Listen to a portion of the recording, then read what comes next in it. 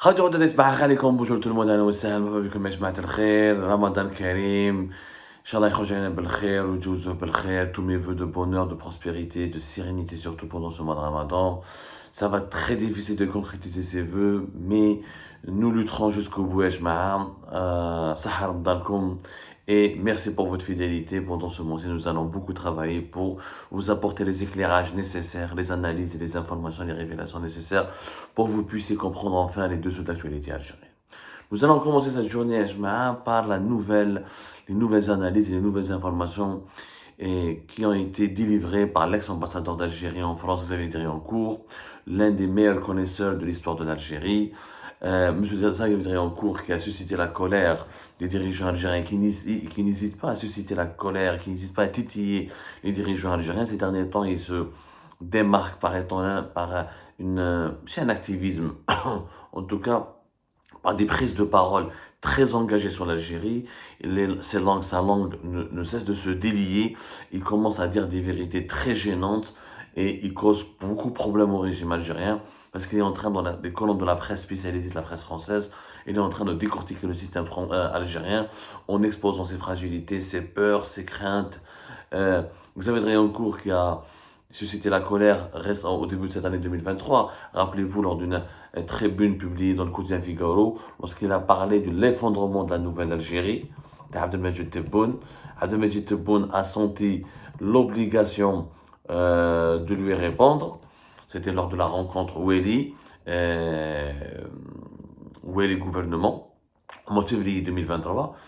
Xavier Driancourt avait publié sa dernière tribune sur l'Algérie le 8 janvier 2023 dans les quotidiens, dans les colonnes du quotidien Le Figaro, l'un des quotidiens les plus prestigieux du monde francophone et de la presse française, en tout cas Le Figaro qui mène le monde, des quotidiens très puissants, des véritables groupes médiatiques. Tebboune lui a répondu. La presse algérienne a fait de Xavier Driancourt, la presse algérienne pro-régime, pro-gouvernementale, a fait de Driancourt l'une de ses cibles privilégiées, des attaques contre lui vraiment très très virulentes. Le 19 janvier 2023, donc, Abdelmajid Tebboune répond à Xavier Driancourt en disant « L'Algérie ne s'effondrera pas ». Voilà. L'Algérie ne s'effondrera pas. Abdelmajid Tebboune a réagi voilà, lors de la 5e réunion gouvernement Wali qui s'était organisée à Alger. Maradi Xavier Driancourt a fait une nouvelle lecture des événements en Algérie. Il a publié un entretien dans une revue spécialisée, qui est malheureusement très peu connue en Algérie, mais quand je vous appelle les Algériens, dans la revue Conflit. La revue Conflit, c'est une revue spécialisée en géopolitique et en relations internationales. Elle publie 6 numéros uniquement par an et 2 numéros spéciaux.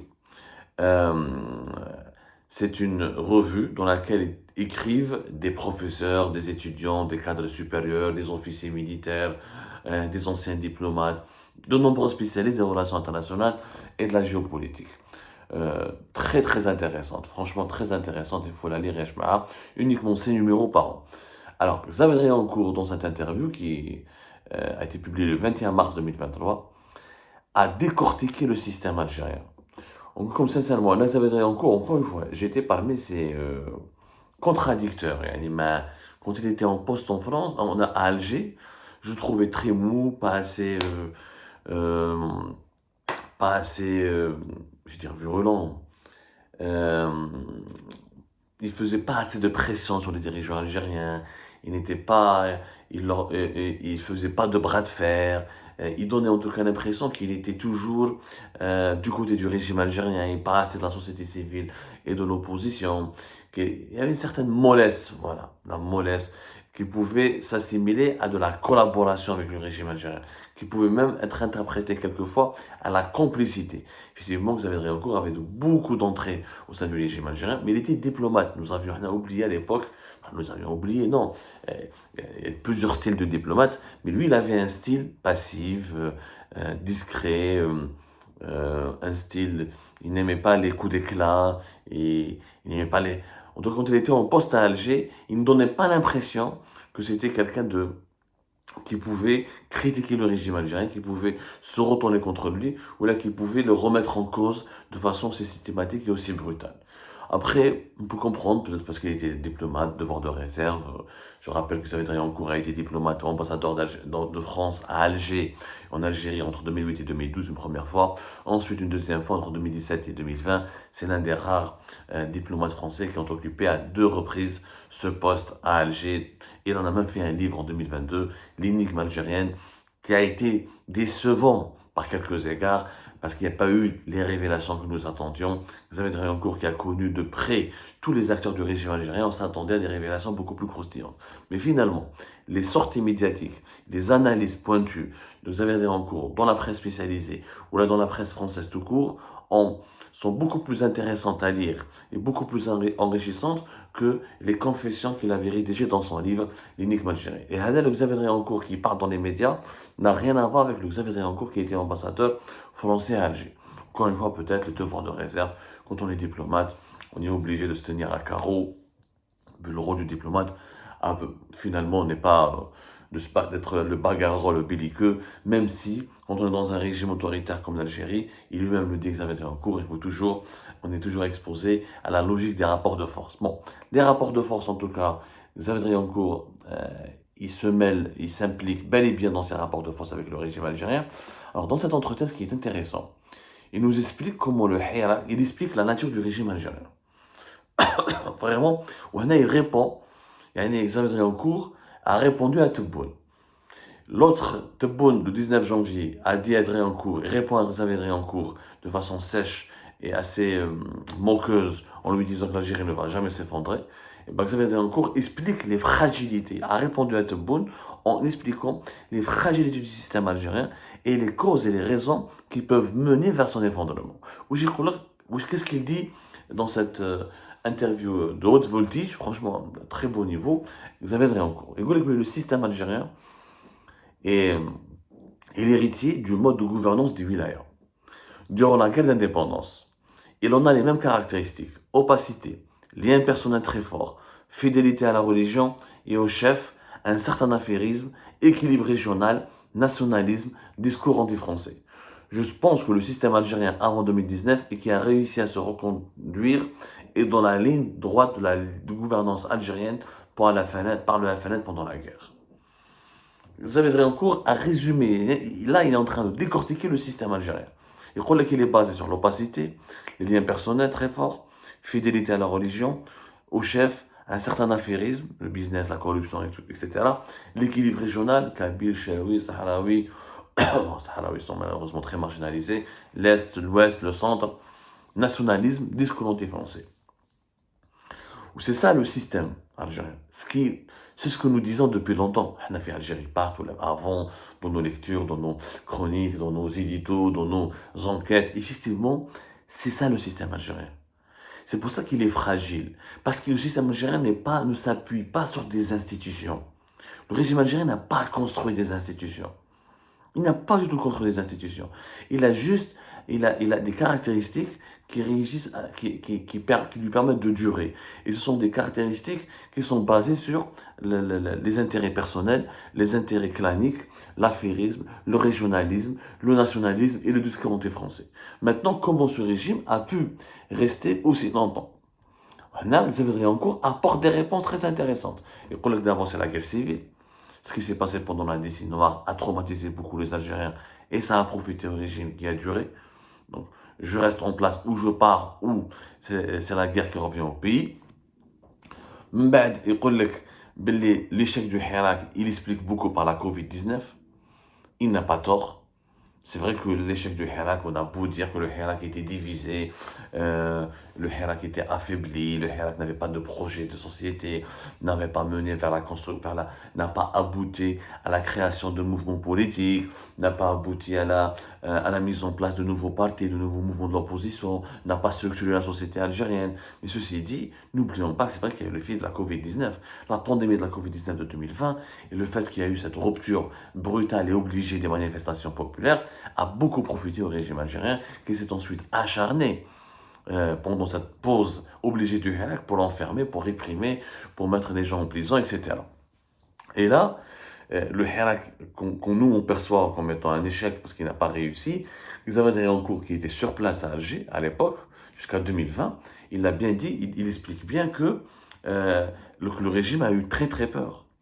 Le régime, le système algérien a eu très peur, car il a senti le vent du boulet qui n'est pas passé bien loin.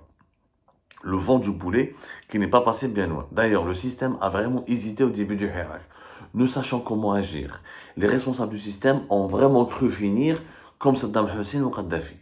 Ils sont aujourd'hui dans une posture qui comporte une mise en garde permanente à l'adresse de la population algérienne. Ils ont très peur. Et c'est vrai qu'on sous-estime cette répression menée, tambour battant, avec une brutalité excessive et exagérée, notamment de 2020 jusqu'à aujourd'hui encore, en 2023. Elle s'explique par la peur. Les dirigeants algériens ont peur de finir comme Saddam Hussein ou Al-Qaddafi. Parce qu'ils ont vu que le Hirak était un tremblement de terre, ils ont vu ensuite les événements géopolitiques, notamment le printemps arabe, et comment ces soulèvements populaires peuvent permettre à des puissances étrangères hostiles d'intervenir dans le pays et de zigouiller ou de neutraliser les dirigeants qui étaient en place. Donc c'est ça leur principale peur. Et ça, Xavier Triancourt a totalement raison. Vous savez, des fois, un diplomate étranger a le recul nécessaire parce qu'il n'est pas affectivement impliqué dans les problèmes de l'actualité algérienne, il a du recul, il a l'objectivité peut-être nécessaire et la rigueur pour nous permettre de comprendre certaines choses, certains aspects des problèmes de notre pays que nous sous-estimons. Que nous sous-estimons parce que on n'a pas cette lucidité à tout comprendre. On peut pas, quand on est vraiment impliqué dans un problème, on n'a pas la lucidité nécessaire de bien le décortiquer. C'est vrai que Huma Khaïfin, c'est ce que le moteur de la répression en Algérie, c'est pas la puissance, c'est la peur, parce qu'un régime puissant n'a pas peur d'un journaliste qui le condamne à mort comme moi, ou là d'un Qadi Hassan qui l'emprisonne et lui ferme ses médias maghrébins marchant Radio M, ou là de Mustafa Benjema'a, ou là de Zrilesh, ou là de Rachid Nekez. Un système fort n'a pas peur. Un système fort domine le pays. Or, leur seul moyen de dominer le pays, c'est la répression. C'est la brutalité. La répression a toujours existé en Algérie. Des prisonniers politiques ont toujours existé en Algérie.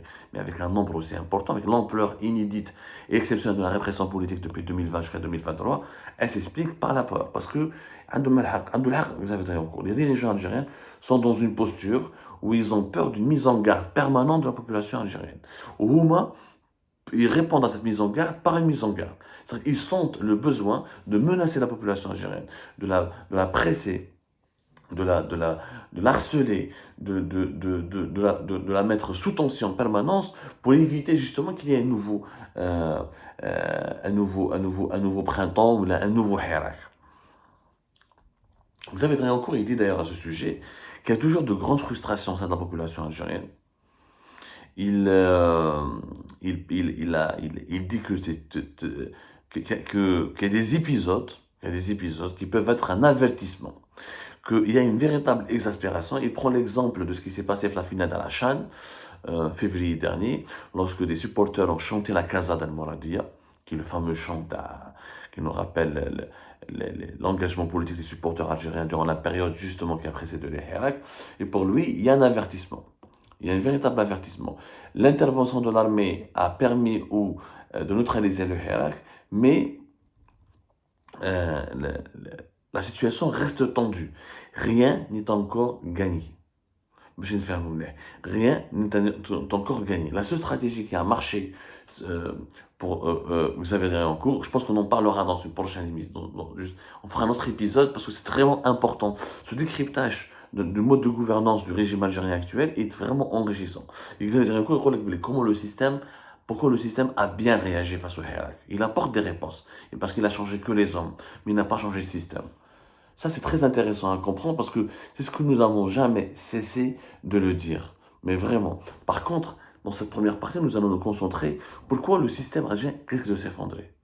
Parce qu'il a les mêmes caractéristiques parce qu'il est toujours le prolongement du système qui a été hérité de la guerre de l'indépendance. Or, l'époque a changé, le monde a changé, le monde a muté, la mondialisation est passée par là, de nouveaux ordres mondiaux sont en train d'être construits, la guerre en Ukraine, la pandémie de la Covid-19, l'époque des printemps arabes, l'avènement d'un monde des réseaux sociaux, des nouvelles technologies. Ce système, il est inadapté à ce monde. Parce que les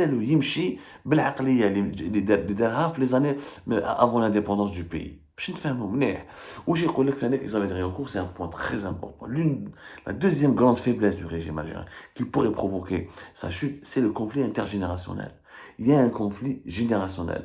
Les hauts responsables du pays sont nanogénaires ou sexagénaires et la majorité de la population algérienne sont très jeunes, connectés au reste du monde par les nouvelles technologies. Ce conflit générationnel n'existe pas en tant que tel dans les années 90. Il n'y avait pas ce conflit. C'est pour ça que la décennie noire, le régime n'avait pas chuté. Parce qu'il n'y avait pas un conflit générationnel dans les années 90. Les deux références à l'époque, et qu'ils avaient rien encore à l'époque, les deux références qui réunissaient les Algériens, soit des islamistes ou là, Jamaat el-Fils ou la Jamaat l'arme ou la Jamaat la sécurité militaire, c'était la guerre d'indépendance, les valeurs de la révolution algérienne. Il n'y avait pas de gros décalage générationnel. Après la décennie noire, la guerre civile est devenue une référence pour les Algériennes et les Algériens. Genre, on ne veut pas, comme au début, revivre les traumatismes des années 90. Mais aujourd'hui, les choses ont totalement changé parce que c'est le Hira qui a révélé ce grand changement. Nous avons un décalage total entre les dirigeants algériens, Tebboune Chengriha et compagnie, de 75 ans à 80 ans. Regardez le Saleh Goudjil, le deuxième personnage de l'État, président du Conseil de la Nation, plus de 90 ans, et le reste de la population algérienne, de jeunes de moins de 35 ans, moins de 30 ans, moins de 25 ans, qui sont ultra connectés et ultra ouverts sur le monde. Et ce décalage avec le fonctionnement du régime algérien qui est irrité de l'époque de la quête de l'indépendance, les fameuses traits caractéristiques, l'opacité, les liens personnels, la fidélité à la religion, l'affairisme, l'équilibre régional et le nationalisme ainsi que le discours anti-français font en sorte que ce régime est menacé d'effondrement parce qu'il n'est pas adapté à l'époque moderne. Il y a des dictatures dans l'époque moderne, ce sont des dictatures qui sont à la page, qui se sont adaptées aux mutations du monde. Le régime algérien ne s'est pas adapté aux mutations du monde. C'est pour ça qu'il risque de s'effondrer. On attaquera dans la deuxième partie pourquoi le régime ne s'est pas effondré lors du Hirak et comment il a pu bien gérer le Hirak. A tout de suite.